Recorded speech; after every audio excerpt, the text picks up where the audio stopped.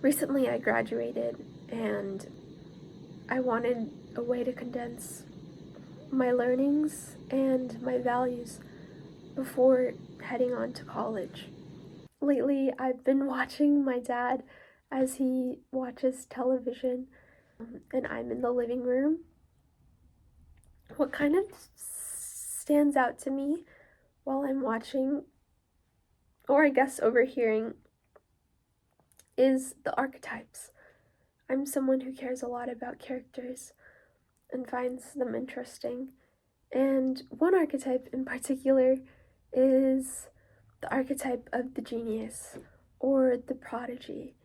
I think there's almost a sheen or a glaze around these kind of characters.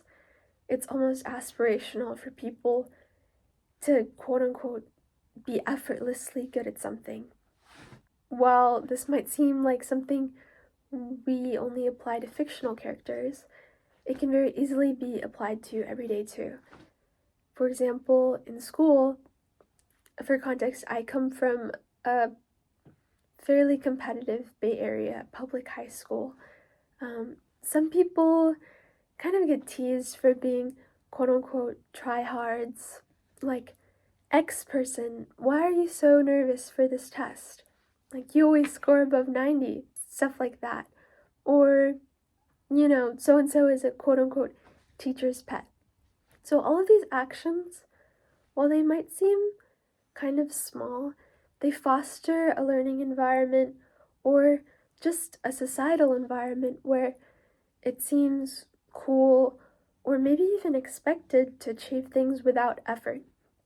But really, for both TV and people that we meet in real life, we don't see how hard these genius or prodigies work behind the scenes and how many hours they pour into their talents.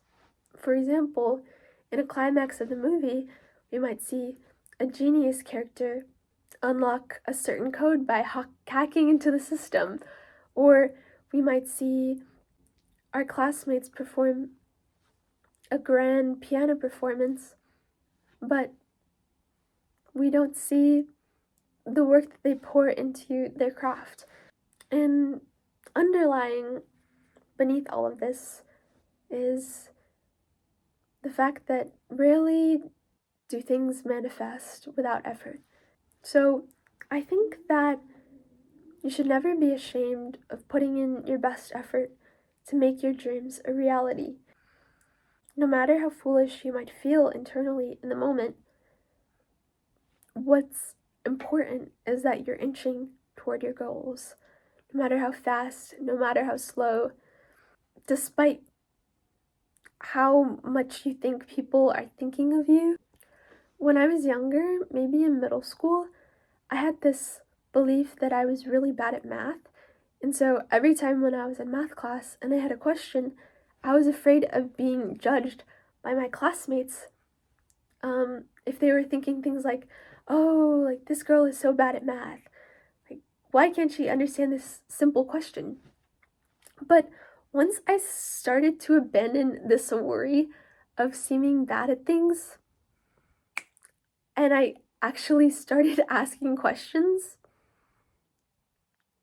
abandoning this trope of not trying too hard, I started seeing my test scores come back at increasing rates. I went from maybe getting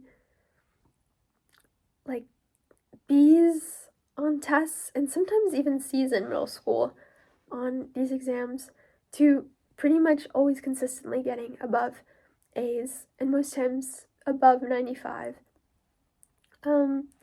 Which I think is a testament to both effort and also like willingness to try hard.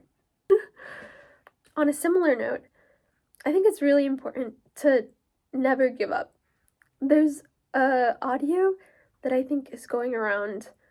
I forgot whether it was Reels or TikTok, but it goes something like, never give up, in a really vigorous shouting voice. And I think this is exactly the kind of spirit that we need to approach things. even when things feel hard or we feel helpless.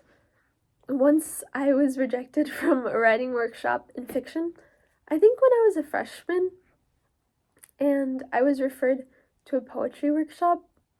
At the time, I wasn't sure whether to give up on the workshops as a whole or to go take the unknown route, which was poetry.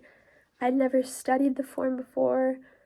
I didn't really read it intensely. It felt very foreign, but it ended up being one of the best decisions I think I've made in my life. It opened so many doors, and through studying poetry form, language, word texture, it was able to apply to my fiction writing as well.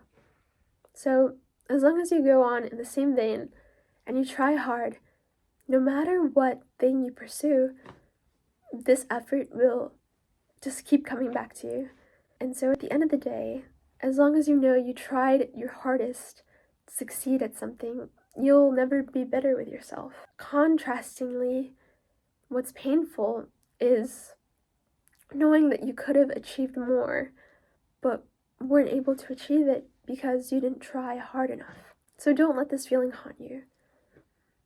And always, if you ever feel alone, don't forget that there's always people here with you. For a closing quote, I wrote down a line from Murakami in his memoir, What I Talk About When I Talk About Running. He writes, "If something's worth doing, it's worth giving it your best, or in some cases, beyond your best."